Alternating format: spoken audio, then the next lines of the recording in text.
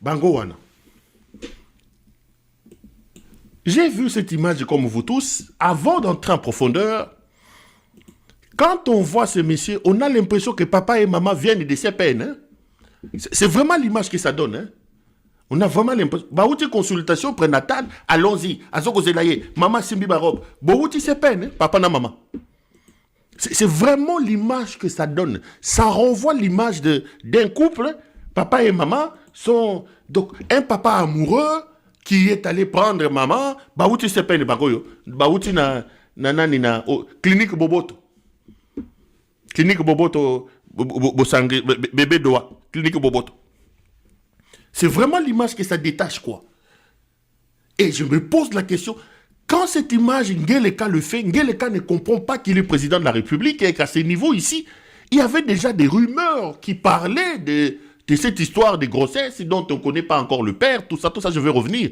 Mais j'ai vu les gens critiquer cette image, j'ai vu cette image être partagée, et moi-même quand je le regarde, j'ai dit, mais ici on n'a pas l'impression d'un président de la République avec sa ministre des Affaires étrangères, mais on a l'impression d'avoir affaire à un monsieur qui vient d'accompagner maman Yamouane Laye na ses peines. Bon, Baouti Kilo, moi na Mangwele, Bayebisi Bango Mangwele. Vraiment, regardez cette image. Commencez par interpréter cette image. Je ne confirme rien, j'ai dit, c'est l'impression que ça donne. On dort, on se réveille. Maman Kaikwamba, au fait, pour ceux qui ne savent pas quoi, Kaikwamba en Chiluba veut dire Akendo Lobate.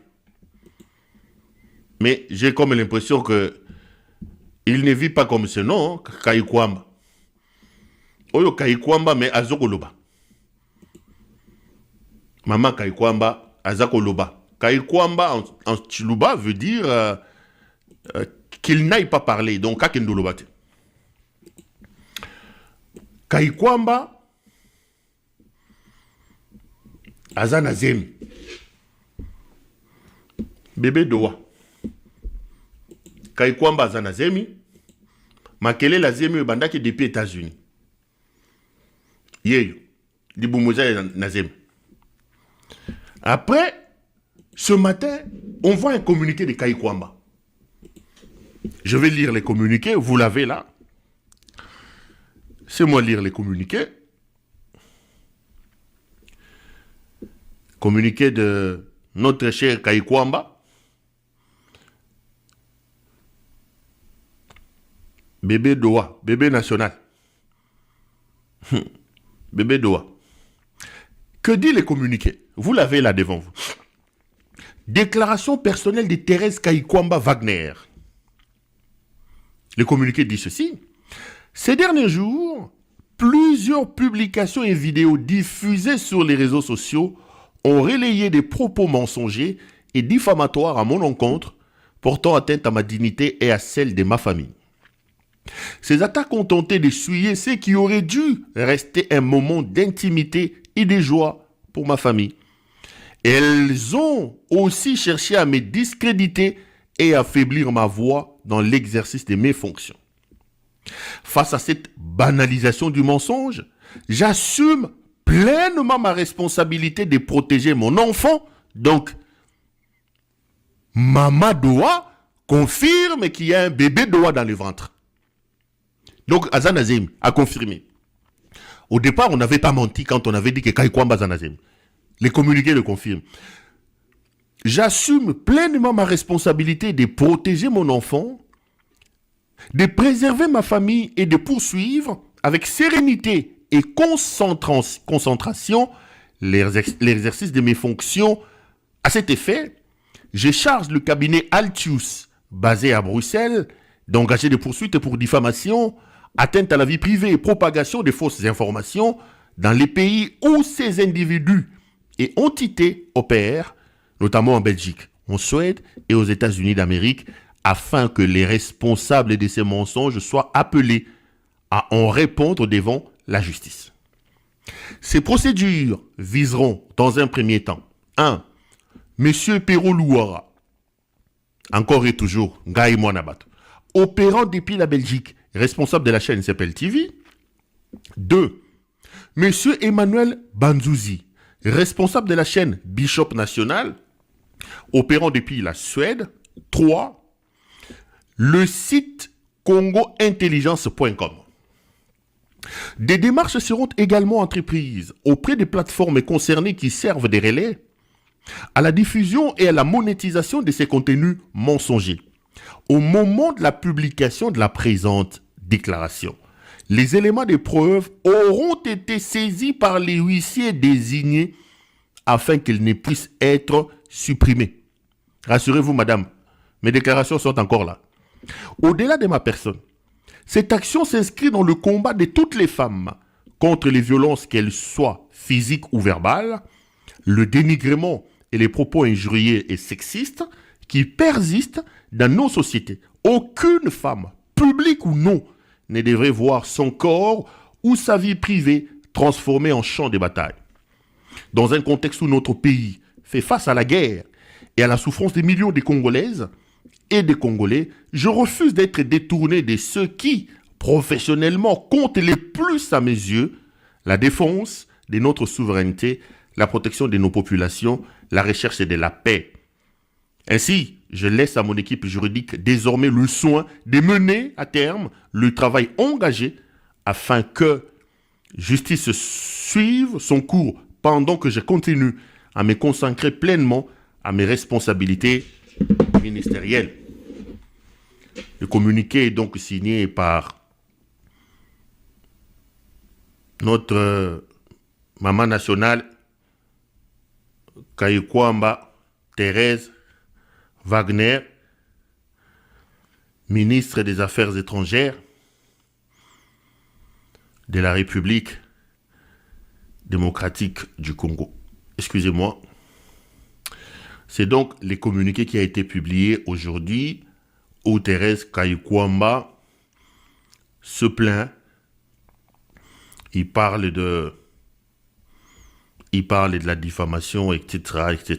Je suis en train de chercher un document que je devais exploiter ici. Attendez. Je ferai un peu.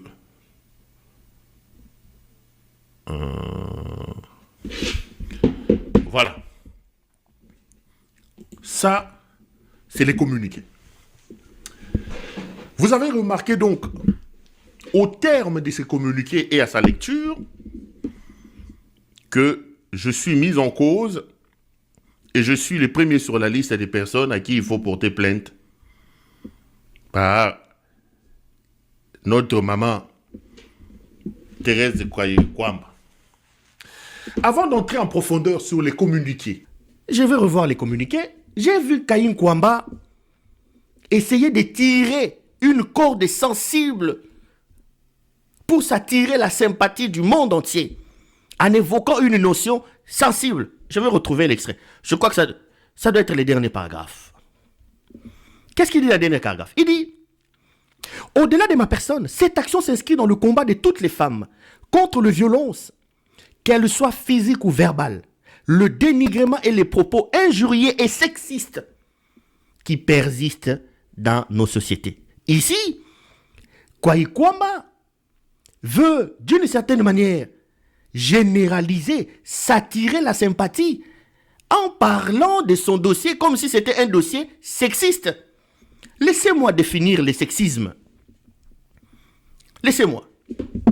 Le sexisme, en réalité, désigne une façon particulière et souvent dénigrante de se comporter avec autrui en raison de son sexe. Je mets un point.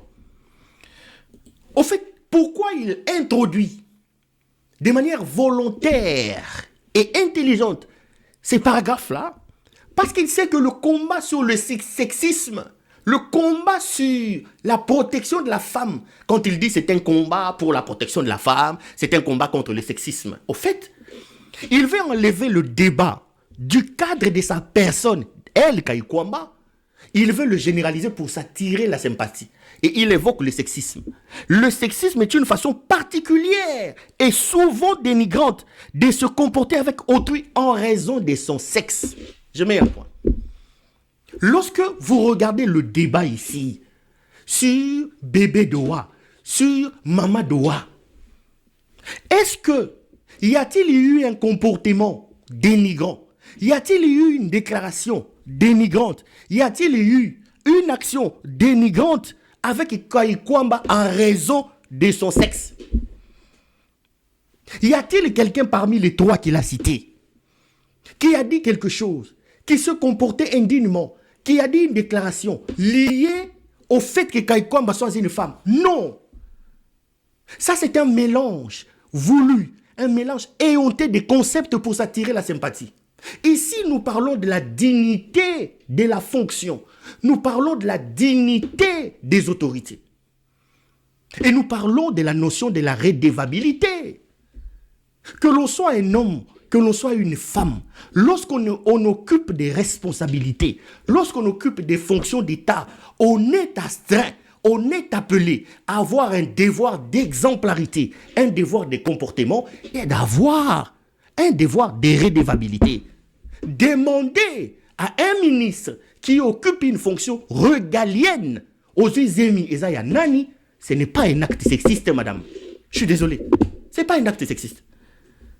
J'ai même vu certains affidés aller dans la logique de dire non. Ils ont même trouvé des concepts. C'est du sexisme débridé. C'est du sexisme débridé. J'ai dit, mais là, c'est compliqué. Non, c'est du sexisme, mais de manière débridée, tout ça. Madame est ministre en fonction. Madame occupe des fonctions d'État. Azuzemi, nous avons la responsabilité de nous poser des questions. Ça, je voulais d'abord lever les équivoques. Donc, le premier équivoque que je lève par rapport à cette affaire, c'est quand on dit qu'on a insulté, on n'a insulté personne. On n'a insulté personne. Le concept insulté est utilisé aujourd'hui à tort par le pouvoir pour décourager les gens. Et puis, j'ai ouvert une autre sorte d'appendice dans ce que j'ai dit. J'ai dit en matière d'insultes, en matière d'injures, les Congolais n'ont pas de leçons à recevoir de l'UDPS et je vous ai donné ici des exemples qui sont légion. Ils n'ont pas de leçons à recevoir de l'UDPS parce que le parti qui a introduit les insultes dans les débats politiques au Congo, c'est l'UDPS. Deuxième chose, je voulais balayer d'un revers de la main avant d'entrer en profondeur. Ici, j'ai dit que je suis encore au niveau de la forme. Il faut, là on est dans l'introduction, il faut que les choses soient claires. Je voulais balayer d'un revers de la main le fait que dans son communiqué, Madame Kaikwamba donne l'impression de vouloir faire de son cas personnel un cas général en évoquant la notion de combat de la femme et en parlant du sexisme. Je lui ai dit, tu mens, madame. Il n'y a pas eu un acte sexiste parce que le sexisme est tout comportement, toute action tendant à dénigrer, à dévaloriser quelqu'un du fait de son sexe. Donc, l'introduction insidieuse,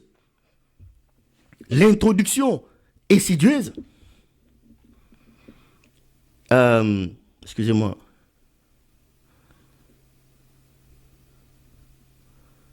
l'introduction insidieuse du concept de sexisme est ici utilisé dans la logique de vouloir s'attirer la sympathie. Non, le concept de sexisme n'a pas sa place. Et j'ai dit ceci. Ici, il est question de l'exigence de l'éthique. Il est question de l'exigence de moralité. Il est question de l'exigence de redevabilité. Lorsqu'on assume des fonctions étatiques, on est astreint à un devoir d'éthique, à un devoir d'exemplarité, de moralité, à un devoir de redevabilité. Ce n'est pas une question de sexisme ici. Les Congolais sont en droit de poser des questions sur la grossesse de leur ministre. Ok, j'entre en profondeur. Kaikwamba confirme dans sa lettre qu'elle est bel et bien enceinte.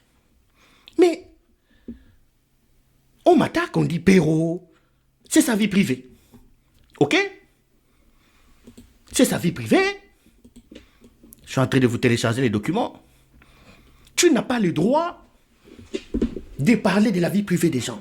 Et elle-même, Kaykwamba, évoque ici la notion de la vie privée. Là aussi, laissez-moi dire 2-3 choses. En sciences politiques et dans les prismes des responsabilités politiques, les doctrinaires sont d'avis, sont tous unanimes et d'accord sur un point, la difficulté qu'il y a à établir la frontière entre la vie privée et la vie publique pour des personnes qui occupent des fonctions publiques, qui exercent des fonctions publiques. Il est difficile. La frontière est difficilement traçable. Et il y a même certains penseurs qui vont loin, certains auteurs qui vont loin, qui disent que pour des hommes publics, il n'y a plus de vie privée.